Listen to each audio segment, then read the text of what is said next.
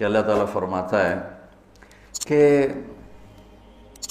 تمہیں خواہشات کی لذتوں نے دیوانہ بنایا ہوا ہے، تمہیں دنیا کی لذتوں نے دیوانہ بنایا ہوا ہے، اور ان دنیا کی لذتوں میں سب سے پہلے عورت ہے، اور اس میں کوئی شک نہیں ہے کہ اس دنیا کی سب سے خوبصورت چیز عورت ہے۔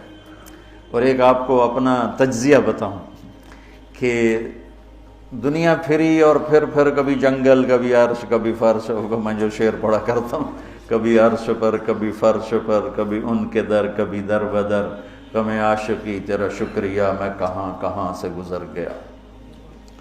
دنیا میں انسان کے علاوہ جتنے نر ہیں وہ بہت خوبصورت اور مادی انتہائی تھکی ہوئی، چوڑی۔ مور دیکھا ہے؟ مور نر دیکھا ہے؟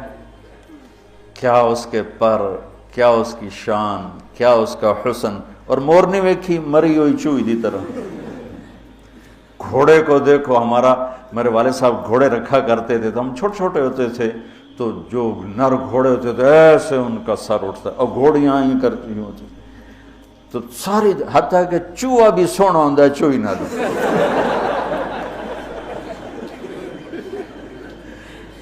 نر کبوتر دیکھو، مادہ کبوتر دیکھو، نر شیر دیکھو، شیر نہیں دیکھو، کھوتا بھی سونا ہے، کھوتی نہ دے۔ یہ میرا ایک تجزیہ ہے کہ انسان کے سوا جتنی مخلوق جاندار، اس میں نر خوبصورت ہے، مادہ اس کے مقابلے میں بالکل ماٹھی، اور انسانوں میں اس کے برعکس ہے، اس میں مادہ خوبصورت ہے، نر اس کے مقابلے میں نوکر ہی لگتا ہے بیچارہ۔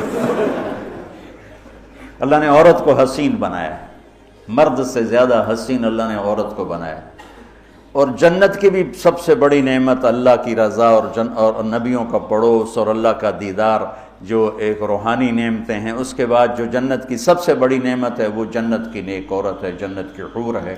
اسی سے بابا آدم علیہ السلام جو جنت میں اداس پھرتے تھے، جب ماں جی آئے تو ٹھر پائے آدم علیہ السلام، خوش ہو گئے، واہ واہ جوڑی بن گئے، جوٹی دار آ گیا۔ اور یہ بات تو آپ سب کو معلوم ہے کہ اللہ نے یوسف علیہ السلام کو سب سے حسین بنایا، لیکن یہ بات کم معلوم ہے کہ عورتوں میں سب سے حسین اللہ نے حوا کو بنایا، جیسے حوا۔ آج تک کوئی عورت ایسی خوبصورت نہیں پیدا کی گئی جیسے اللہ تعالیٰ نے حضرت حوا کو پیدا کی۔ تو انسانی لذتوں میں سب سے بڑی لذت، سب سے بڑی خواہش وہ اللہ نے عورت، نیک عورت دنیا کی سب سے بڑی نعمت ہے۔ الدنیا کلھا متاع وخیر متاعها المرأة الصالحہ، دنیا چند روزہ ساز و سامان ہے، اور اس میں سب سے اعلیٰ درجے کا ساز و سامان نیک عورت ہے، نیک عورت، جس سے زندگی کی رونق ہے، جس سے زندگی میں حسن ہے، جس سے زندگی میں جمال ہے۔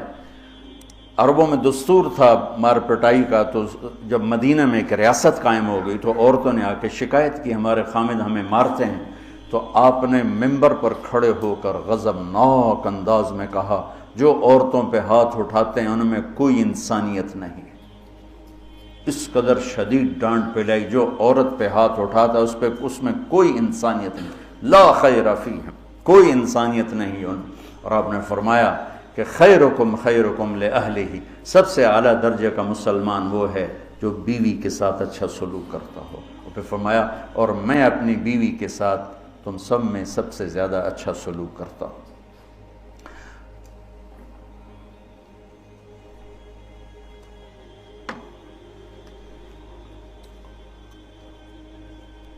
آپ نے 9 گھر آباد کیے، جب آپ دنیا سے گئے 9 بیویاں تھیں، اور کسی گھر میں روٹی نہیں کھانے کو، دودھ نہیں پینے کو، دوا نہیں لینے کو، اور بیویاں قربان ہو رہی ہیں، صدقے واری جا رہی ہیں۔ کس بات پر؟ آپ کے اخلاق، آپ کا حسن سلوک، آپ کا اظہار محبت، آپ کی رواداری، آپ کا انصاف، آپ کی دلداری۔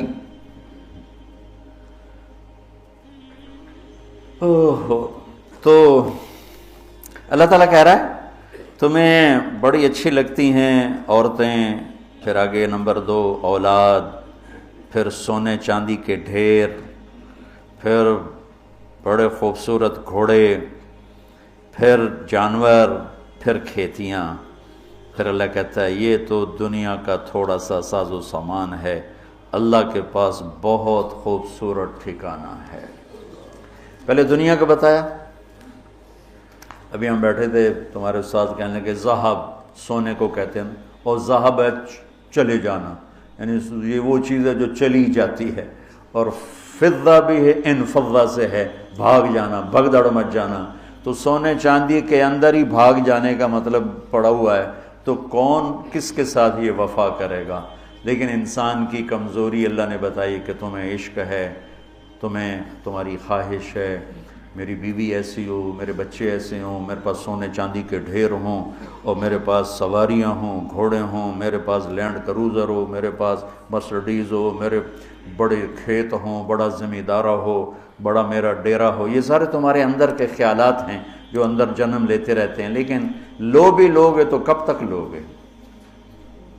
شیر شاہ سوری نے جب دلی کو فتح کیا، بہت اچھا بادشاہ تھا، بہت اچھا بادشاہ، تو وہ کہنے لگا ہائے افسوس، میرے سر پہ حکومت کا سورج اس وقت چمکا ہے جب میری اپنی زندگی کا سورج غروب ہونے والا ہے. 60 سال کی عمر میں اس نے فتح کیا دہلی کو، اور 66 سال کی عمر میں فوت ہو گیا. تو یہ ساری چیزیں کسی کو مل جائیں، پیدائشی طور پر مل جائیں، وقت کتنا ہے؟ 60 70. زیادہ بوڑھا ہو جائے تو اولاد ہی تنگ پہ جانا. مولانا صاحب دعا کرو ابا جی نو خیر ہو جاوے، یعنی ہم ٹر جاوے، ماں جی تیرا مت ہو جاوے. لیکن اب اولاد سے خود سنا ہے یہ دعا کرو ماں جی سوکھے ہو جاؤ، مطلب مر کے مگرو لے جاوے. اولاد موت کی دعائیں مانگتی.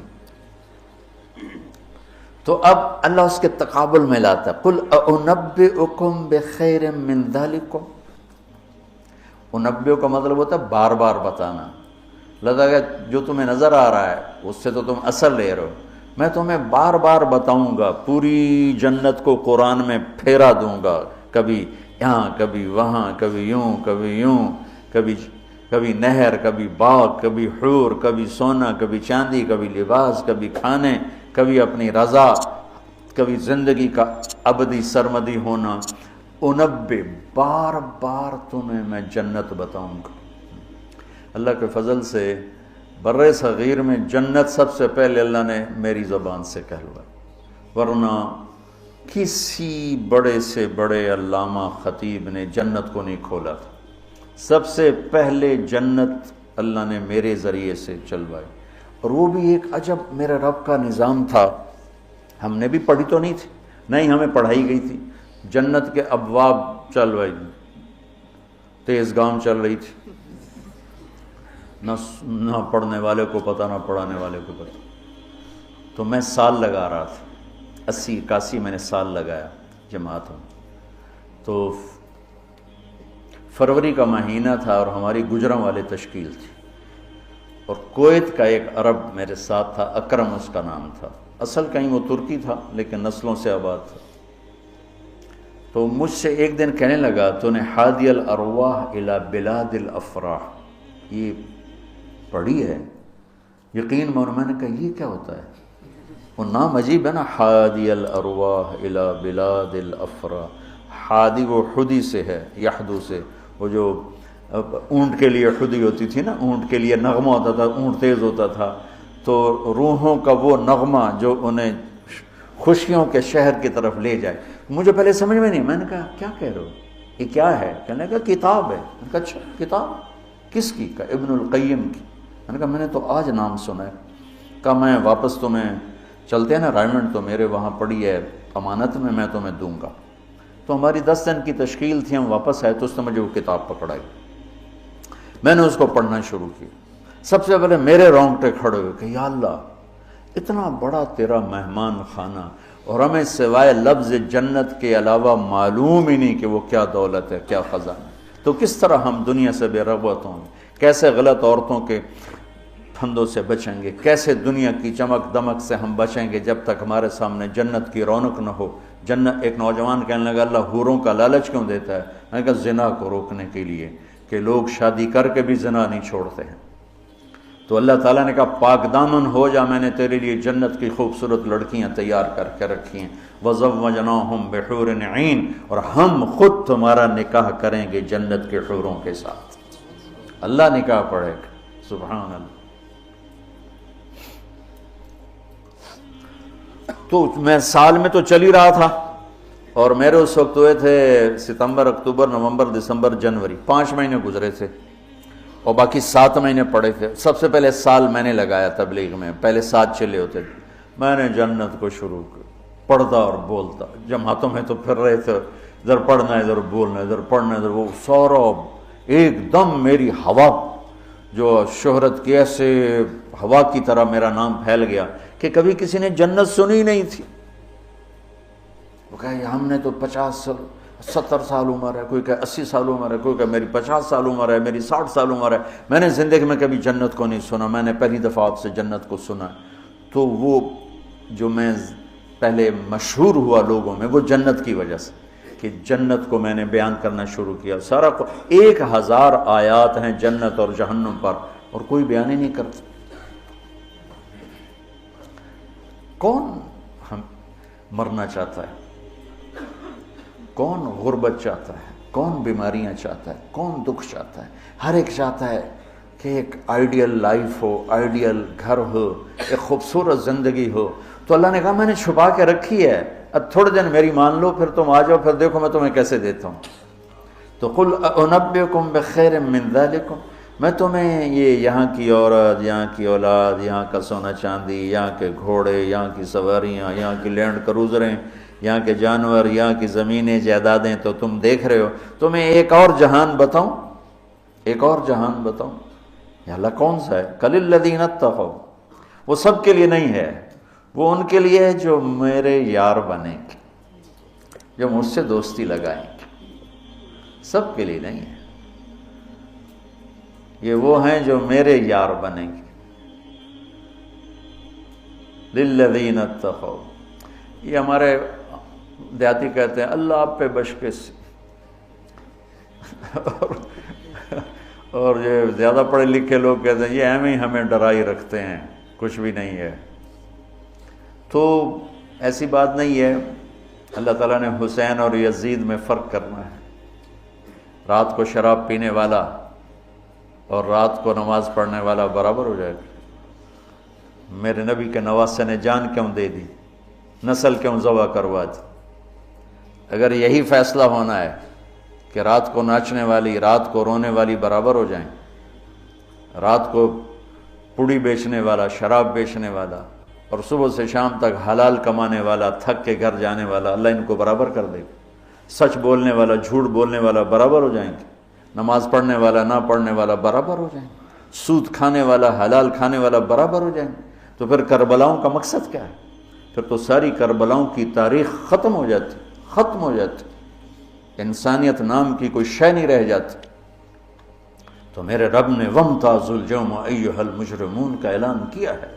ام نجعل المتقین کالفجار افنجعل المسلمین کالمجرمین ما لکم کیف تحکمون.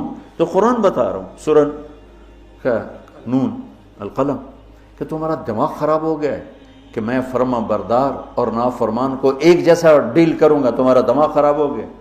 ایک آدمی رات کو زنا کر رہا ہے، ایک مصلی پہ بیٹھا رو رہا ہے، ان دونوں کو اللہ برابر کر دے گا. تو للذین اتقوا، ہم نے ایک بڑا اسپیشل پروگرام، پیکج، لیکن ہے تقوی والوں کے لیے. اچھا تقوی والا بننا کوئی مشکل کام؟ یہ کوئی ایسی آسمانی چیز ہے، آفاقی چیز ہے؟ قرآن کا پہلا صفحہ دیکھو، کتنا آسان کام ہے تقوی والا بننا. ہدی للمتقین، یہ ہدایت ہے تقوی والوں کے لیے. کون ہوتے ہیں؟ الذین یؤمنون بالغیب، جو غیب پہ ایمان لاتے ہیں. تو ہم سب غیب پہ ایمان لائے ہوئے ہیں نا.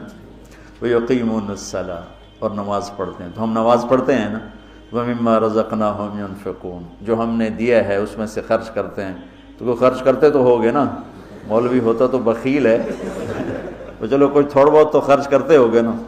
وَالَّذِينَ يُؤْمِنُونَ بِمَا أُنزِلَ إِلَيْكَ، جو قرآن پہ ایمان لائے. وما انزل من قبلک، جو تورات زبور انجیل پہ ایمان لائے، بتاؤ اس میں سے کون سی مشکل ہے؟ ایمان لانے میں پھر ساری شرطیں آ جائیں گی نا۔ یہ کہا جا سکتا ہے یہ کیسا تقوی ہے، روزے کا ذکر ہی نہیں، زکوٰۃ کا ذکر ہی نہیں، حج کا ذکر ہی نہیں، تو والذین یؤمنون بما انزل الیک، جو قرآن پہ ایمان لائے تو زکوٰۃ بھی دینی پڑے گی، حج بھی کرنا پڑے گا، سچ بھی بولنا پڑے گا، جھوٹ بھی چھوڑنا ہوگا، حرام بھی چھوڑنا ہوگا، وہ تو سارا اس میں آ گیا۔ تو للذین اتقوا، تقوی والا کوئی آفاقی ہو تسی تو جو بڑے تقوی والے ہو، ارے بھائی ہر مسلمان بڑی آسانی سے تقوی والا بن سکتا ہے، چند تو چیزیں ہیں، کر لو تو تقوی آ جائے گا۔ چلو ٹائم ختم ہو گیا، پھر جنت کل بتائیں گے۔ اللہم لک الحمد کما انت اہلہ، فصلی علی محمد کما انت اہلہ، وفعل بنا ما انت اہلہ، انک اہل التقوی و اہل المغفرہ۔ میرے مولا یہ تیرا گھر جو تو نے بنایا ہے، سجایا ہے، ہمارے بھی نصیب فرما دے، اور یا اللہ تو نے جو اس دنیا میں شیطان کے پھندے بتائے ہیں، ہمیں ان پھندوں سے نجات عطا فرما۔ ہم بڑے کمزور ایمان والے ہیں میرے آقا، ہماری اتنی طاقت نہیں کہ شیطان سے لڑ سکیں، ٹکر لے سکیں، تو اپنے حبیب کے صدقے ہمیں شیطانی پھندوں سے بچا اور ہمیں اپنا بنا، تقوی والا بنا، زہد والا بنا، انابت والا بنا۔ ان سارے بچوں کو ہمارے لیے زاد راہ بنا، سرمایہ آخرت بنا، اور انہیں ہادی و مہدی بنا، اور ہمارے سارے اداروں کو قبول فرما، ہماری ضرورتوں کو اپنے غیب سے پورا فرما، اور جتنے لوگوں نے، بندوں نے، بندیوں نے، مردوں نے، عورتوں نے ہمارے ساتھ ہاتھ اٹھائے ہوئے ہیں، ان سب کی جھولیوں کو بھر دے میرے مولا۔ سب کے دکھڑے ہیں، سب کے شکوے ہیں، سب کے پریشانیاں ہیں، اپنے فضل و کرم سے ان مبارک راتوں کی طفیل سب کی جھولیوں کو بھر دے میرے آقا، سب کو خوشیاں دے دے، غم ان کے سمیٹ لے، خوشیاں ان کے گھروں میں بھر دے، ڈال دے۔ یا اللہ جس کے جو مسائل ہیں، کوئی معاشی مسائل ہیں، کوئی بیوی کو مسائل ہیں، کوئی خامد کے مسائل ہیں، کوئی اولاد کے ہیں، کوئی اپنے رشتوں ناتوں کے ہیں، کوئی کاروباری ہیں، سارے مسائل حل فرما دے، اور ہمیں یا اللہ آسانی والی، عافیت والی زندگی دے، اور آسانی والی واپسی مقدر فرما، ایمان کے ساتھ، اپنی رضا کے ساتھ۔